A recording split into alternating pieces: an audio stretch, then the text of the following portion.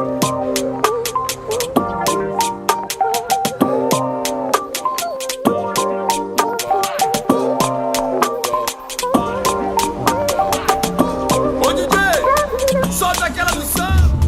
your morning going?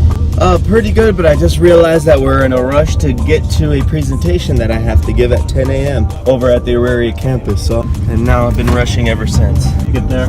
Yes, with you I know. Toda arrumada, bonita e cheirosa, dançando faz caras e boca, chama a atenção da rapaziada, vestido batendo na coxa, não tá nem aí pra... Thank you, James. Appreciate you, man. My friend. Não bebe, que nada. Olha só, So what about your biggest challenge? What did you find is the biggest challenge? I mean, if you were identifying the hurdle, as you said, and you had to get around it, what would that be? Anybody? I would say being and staying consistent and disciplined. When you become an entrepreneur, it'll be the most difficult thing you've ever done in your entire life. Other than maybe having a family, other than maybe trying to do something of equivalence of a massive project, this is going to be the hardest thing that you will do. Why? Because it will only function if you are part of it. It will only succeed if you put your energy into it. And it all comes down to you. It'll always fall on your shoulders. You will always be the leader of your own tribe. And it is necessary that you grow that sort of courage and dexterity and ability to really withstand the ups and downs of entrepreneurship. It is a very stressful environment, but it's a very rewarding stressful environment because you're going to be stressed out no matter if you work for yourself or if you work for someone else. It's a lot more stressful and less rewarding when you work for someone else. And I say that because when you are your own entrepreneur, you have the ability to call the shots, run your own schedule, but it will be a schedule that will be long hours. You will work every day of the week, whether it's maybe an hour on Saturday morning or half a day or a full day on the weekend. You will be responsible for doing that. So the biggest challenge is to stay disciplined and really keep your consistency going, because the second that you give it up, you'll see a dip in your business. But the more you keep going, and eventually if you outlast everyone while people are eating breakfast and resting or partying or watching Netflix, you need to remain working and hustling, and you will find success. But those are the two components that you will be challenged with every single day of your entrepreneurial career. Thank you. Discipline. Loud and clear. Loud and clear. And that's one of the key strategies and messages that I send to my students and to myself: consistency and discipline. So when someone asked me, I was speaking to this young man, Ron, and we were talking very briefly about opportunities, seeking opportunities, learning how to identify when you're faced with an opportunity, and what do you do when you have that opportunity. And really everything starts and begins with discipline and consistency. As an entrepreneur, you have to keep going. You have to be true to who you are, because you have to show up.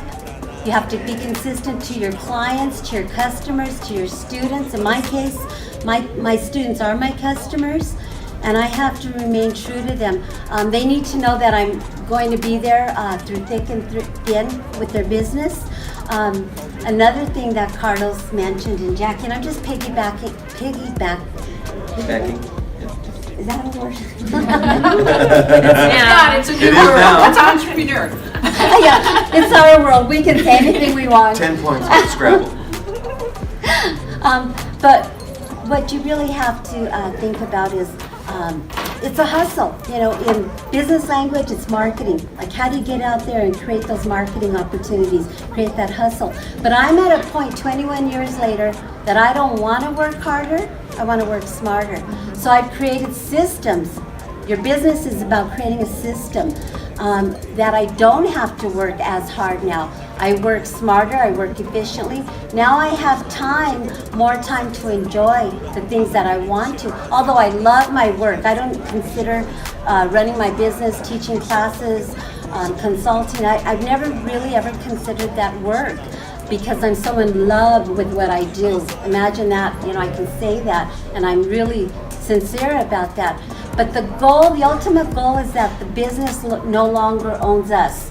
We own the business. And that's when you get to a point where you can say, now I'm working smarter and not harder. So you want to create those systems, those strategies that work.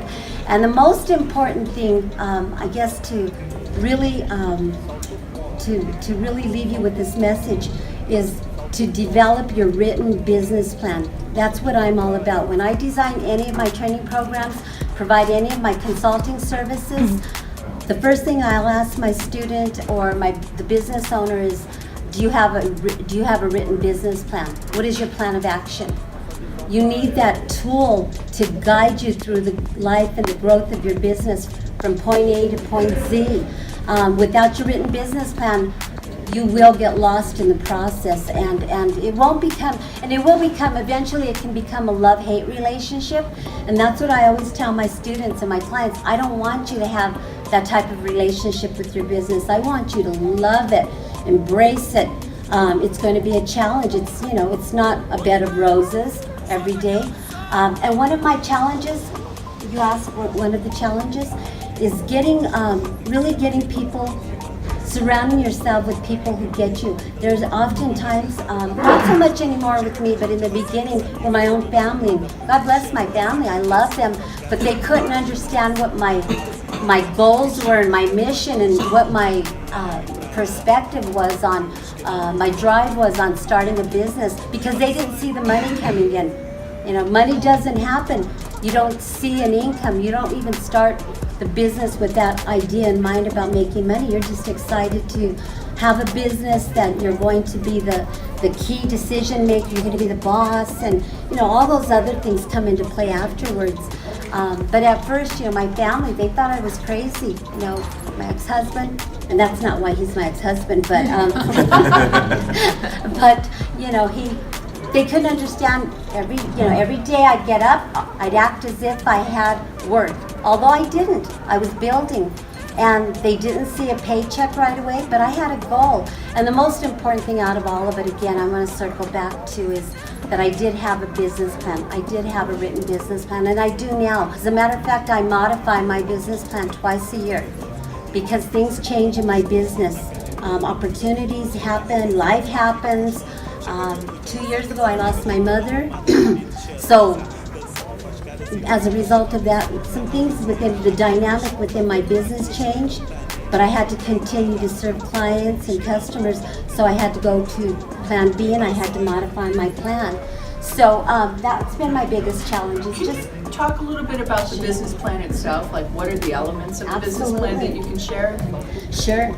A written business plan is, again, it's a key, critical tool.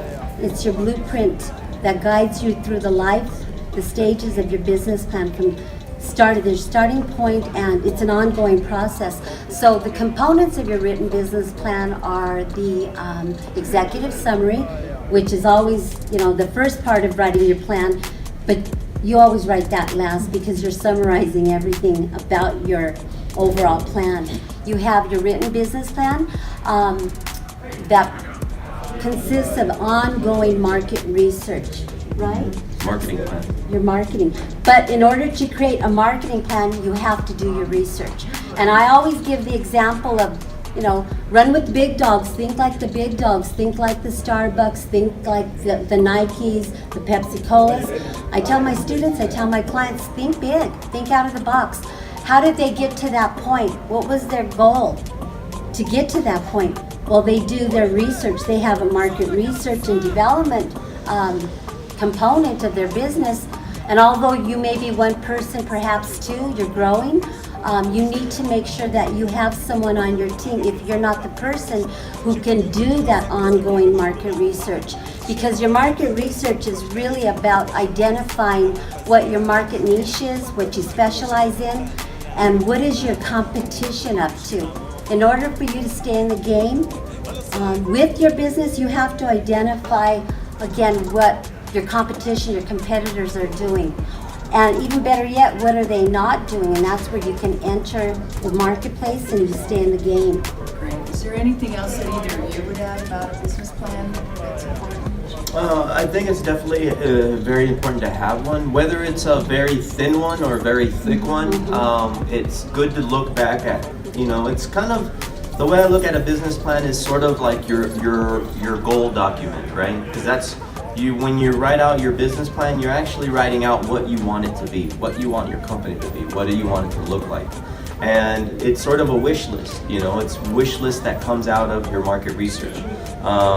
You do your research, you see where there's an opportunity, you see what is different about your offerings or products, and you crystallize that in words on paper, you know. It's very important to have. I have a thin one, I don't have a very thick one, but I do look at it every year. I update it once or twice a year, and it does change as you go. I've gone from, you know, making $500 a month when I first started, but my business plan had, you're going to work for other agencies and create content for them. You're going to work with government. You're going to work with education. You're going to work in certain aspects. And my business plan reflects what I'm doing now today. Another huge critical component, though, is marketing. And marketing, you know, Cheryl is in the field of educating entrepreneurs. Marketing is the field of educating people on what you offer, right? So marketing, exactly, and what you offer is what your value proposition is. But you have to know how you're going to tell people. How are you going to use social media? Are you going to place ads? Are you going to be going to presentations like today? Your marketing plan should have that in it, because that's the one component. You can open a store, you can get a cash register, a point of sale, you can get employees, you can get inventory, but if you don't tell nobody, no one's going to show up and you're not going to be in business very long. And that's the marketing component that you have to make sure you build out. And that's where, going back to where we originally started out with, get those resources to look at that business plan, give you expert advice as to your ideas, and formulate that business plan. So I think for every entrepreneur, there's an equal and opposite entrepreneur. So there are those who are really connected to their story and the marketing piece, and then there are the entrepreneurs who just know their numbers. And I think in the business plan, you're either one or the other will be your kind of comfort zone, where you're really drawn to developing in your plan. Is that true? Do you see that? It is to a point. So I think it's just like, you think about mentors and aspirational companies that can help you think about who you want to be as a marketer. But I think also your numbers. Like, I had mentors because my challenge was actually a little bit of imposter syndrome. I didn't know my industry. I just believed in the solution that we were trying to create. And so I had mentors that just helped me develop who I was as an entrepreneur and to gain confidence in my decision making. But I also had mentors that just were willing to share inside industry information, so I could understand the cost structures. When I would approach vendors, what should that negotiation look like, and where could I save my company 2 or 3% just by negotiating different payment terms? Like, just some of those pieces, those mentors were just as important to me.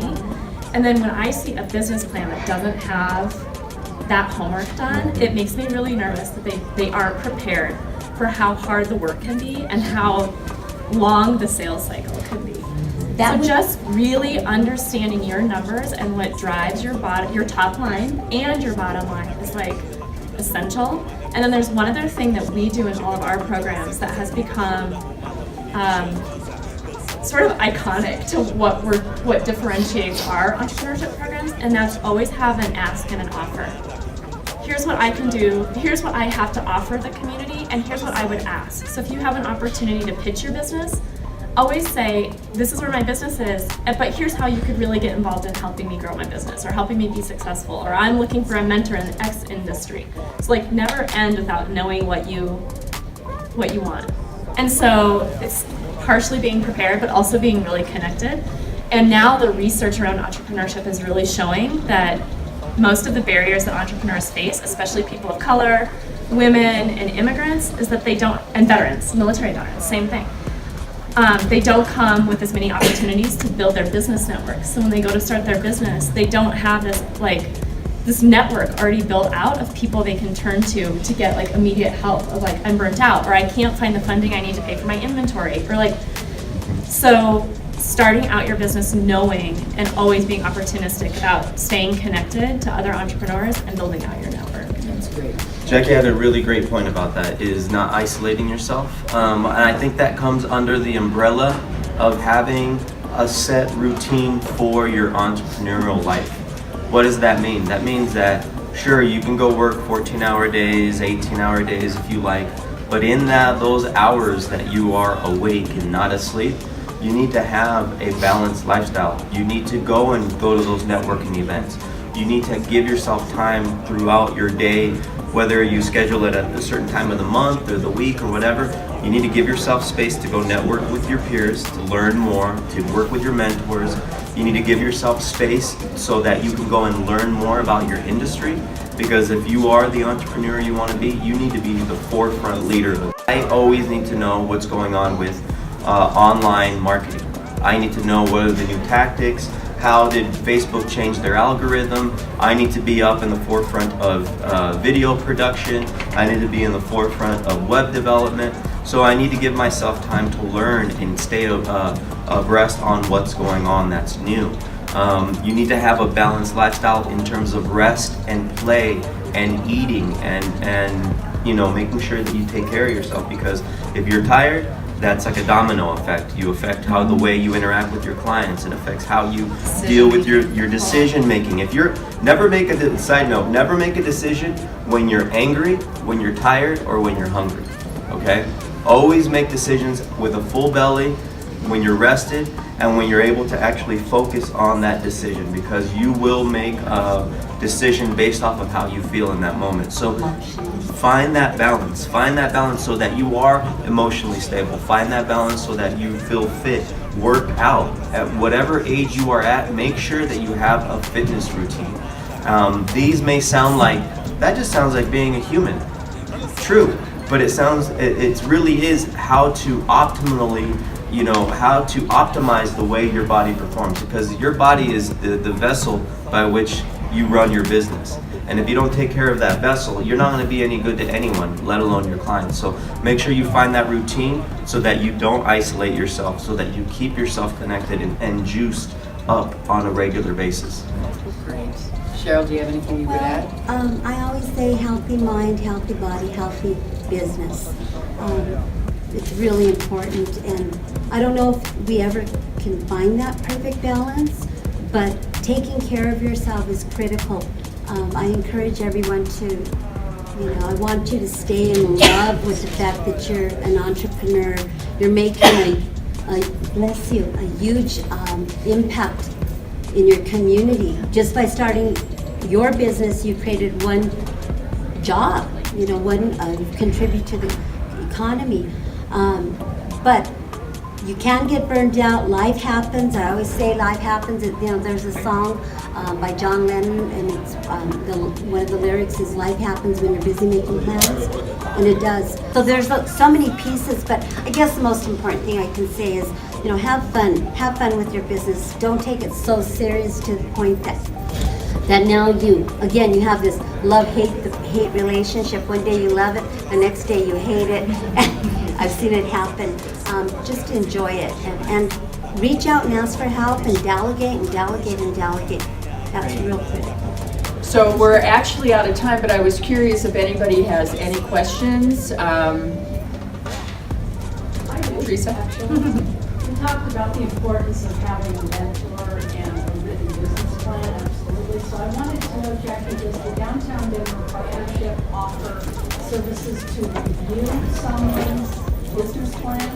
Or where else, if someone doesn't have a mentor, how do you know you have a good business plan? So the Commons, like I said, we have a lineup of business advisors who come in, including SCORE, the SBA.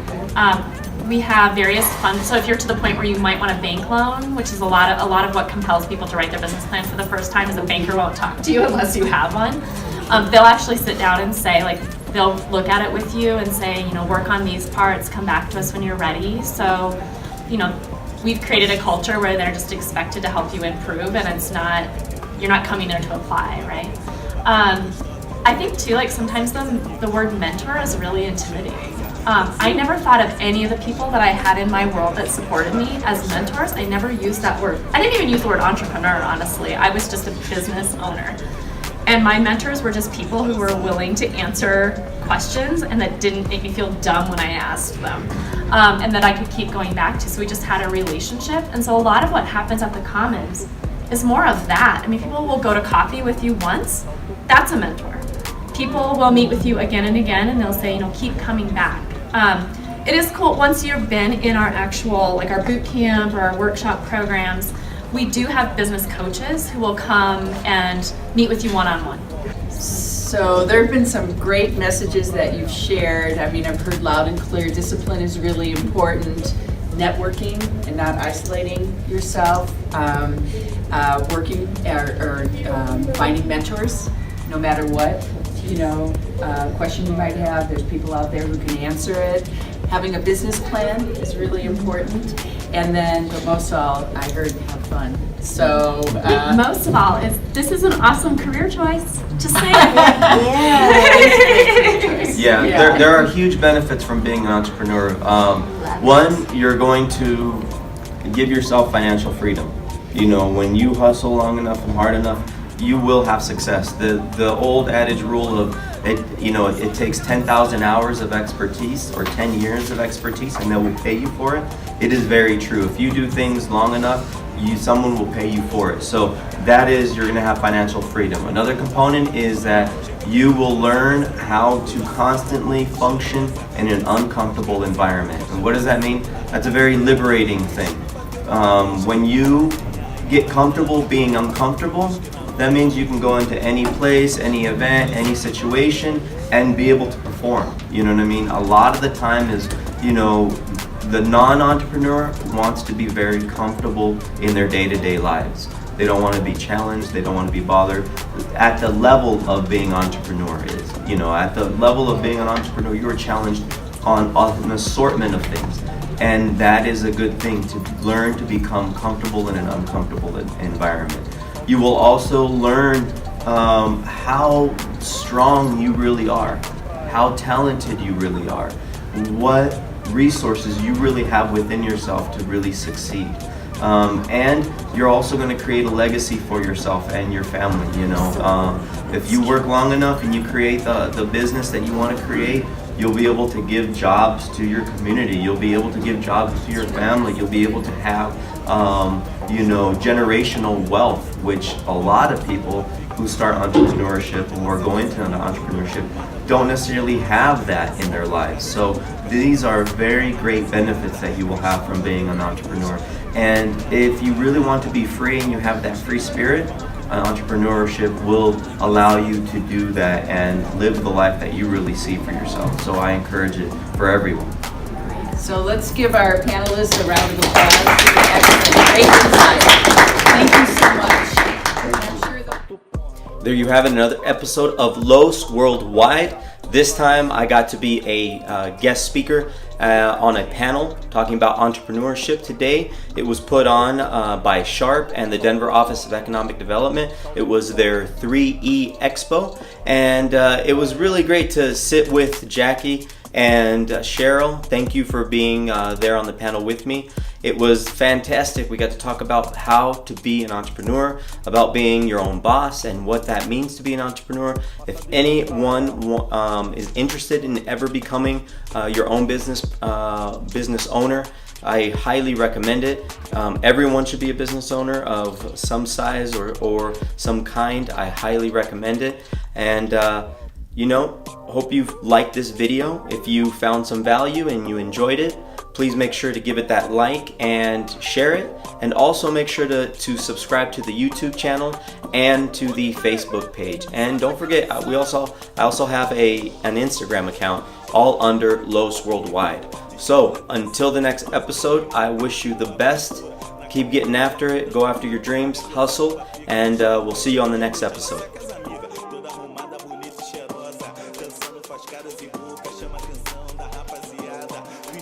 Entonces, ¿cómo fue la presentación hoy, baby? Perfecto. ¿Sí? Olha só,